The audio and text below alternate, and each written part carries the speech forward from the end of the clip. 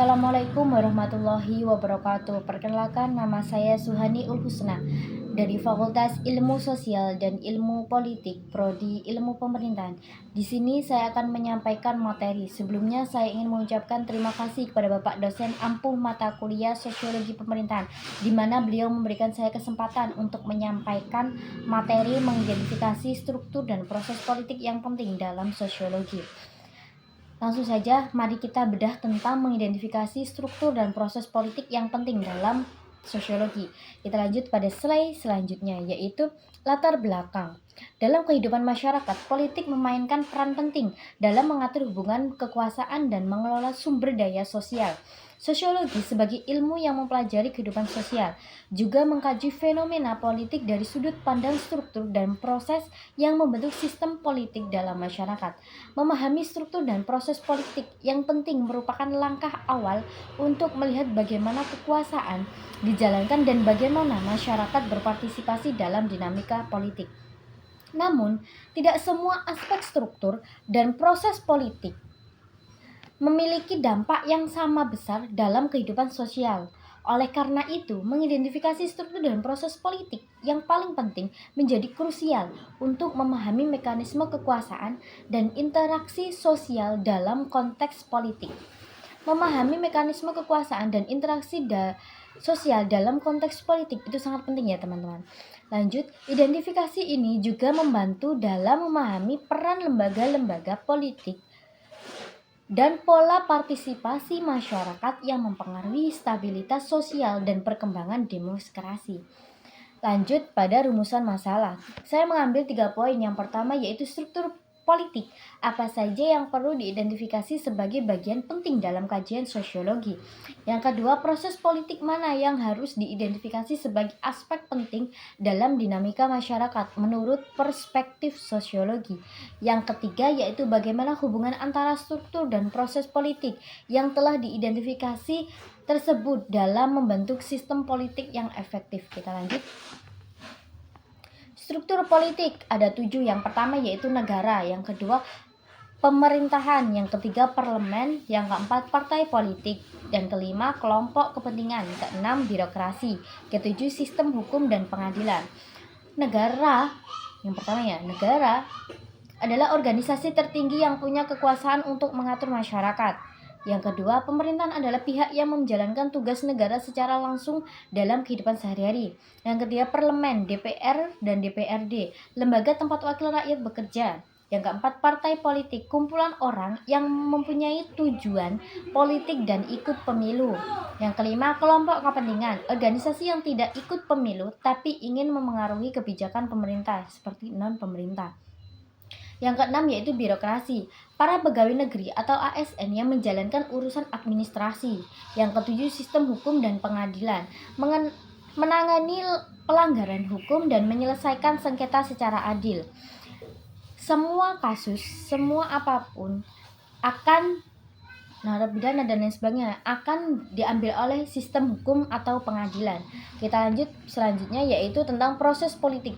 Proses politik ini ada 6. Yang pertama pemilu, yang kedua partisipasi politik, yang ketiga pembuatan kebijakan publik, yang keempat aksi kolektif dan demonstrasi, yang kelima negosiasi dan lobby politik, yang keenam pendidikan politik. Yang pertama yaitu pemilu adalah warga negara memilih pemimpin secara langsung, seperti kemarin pemiluan ya. Kita lanjut pada yang 2. Partisipasi politik adalah segala bentuk keterlibatan masyarakat dalam kegiatan politik. Yang ketiga, pembuatan kebijakan publik adalah proses saat pemerintah menyusun keputusan atau aturan yang berdampak luas bagi masyarakat. Yang keempat yaitu aksi kolektif dan demonstrasi, yaitu ketika masyarakat turun ke jalan atau menyuarakan pendapat secara bersama. Beberapa bulan yang lalu ada perdemoan di Lamongan ya kan. Jadi itu salah satu contoh dari aksi kolektif dan demonstrasi seperti orang demo. Yang kelima yaitu negosiasi dan lobby politik. Kelompok tertentu seperti LSM atau pengusaha mencoba mempengaruhi pemerintahan agar membuat kebijakan. Yang keenam, pendidikan politik. Proses menyadarkan masyarakat tentang hak dan kewajiban politik mereka. Kita lanjut pada selanjutnya yaitu hubungan struktur dan proses politik. Yang pertama itu ada 3 ya. Saya mengambil yang pertama itu aspek, yang kedua itu penjelasan singkat tentang aspek itu dan kenapa penting dengan aspek itu. Yang pertama yaitu struktur politik. Struktur politik itu penting ya teman-teman. Saya menjelaskan secara singkat yaitu lembaga seperti pemerintahan DPR atau partai politik, KPU dan birokrasi. Kenapa penting? Karena menjadi wadah dan aturan agar aktivitas politik bisa berjalan. Yang poin yang kedua yaitu proses politik. Adalah kegiatan politik seperti pemilu, demonstrasi, pembuatan kebijakan, dan kampanye. Kenapa penting? Karena menjadi gerakan dan aktivitas yang membuat politik hidup dan dinamis. Yang ketiga yaitu hubungan struktur dan proses. Adalah struktur memberikan kerangka, proses memberikan gerakan, keduanya saling membutuhkan. Kenapa penting? Tanpa salah satu sistem politik tidak efektif, bisa macet atau kacau. Kita lanjut pada selanjutnya yaitu akibat ketidakseimbangan. Seperti halnya gini ya teman-teman. Struktur tanpa proses, politik diam, rakyat pasif. Proses tanpa struktur, politik kacau, tidak terarah. Kenapa penting? Sistem politik jadi tidak berfungsi dengan baik dan tidak dipercaya masyarakat. Kita lanjut pada yang terakhir yaitu hasil hubungan seimbang. Terbentuk sistem politik efektif, adil, stabil, responsif, dan diterima masyarakat. Kenapa penting? Karena membantu menciptakan negara yang berjalan dengan baik, rakyat puas. Itu teman-teman.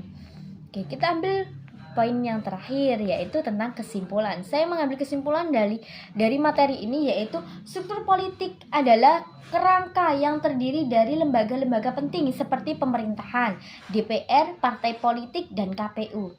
Struktur ini berfungsi sebagai tempat berjalannya kegiatan politik dan menentukan arah kebijakan negara. Proses politik mencakup aktivitas nyata seperti pemilu, demonstrasi, perumusan kebijakan, dan partisipasi rakyat. Proses ini menunjukkan bagaimana rakyat ikut terlibat dalam sistem politik dan bagaimana keputusan politik diambil. Hubungan antara struktur dan proses politik sangat penting karena keduanya saling melengkapi. Struktur menyediakan wadah dan aturan, sedangkan proses menghidupkan sistem tersebut. Jika keduanya berjalan seimbang, maka terbentuklah sistem politik yang efektif, yakni sistem yang adil, responsif, stabil, dan dipercaya masyarakat. Tak terasa ternyata materi saya telah selesai. Saya mengucapkan terima kasih atas waktu dari kalian semua. Saya Suhani Ulhusna mengucapkan pamit undur diri. Akhirul kalam, wallahu muwaffiq ila aqwamit thoriq. Assalamualaikum warahmatullahi wabarakatuh.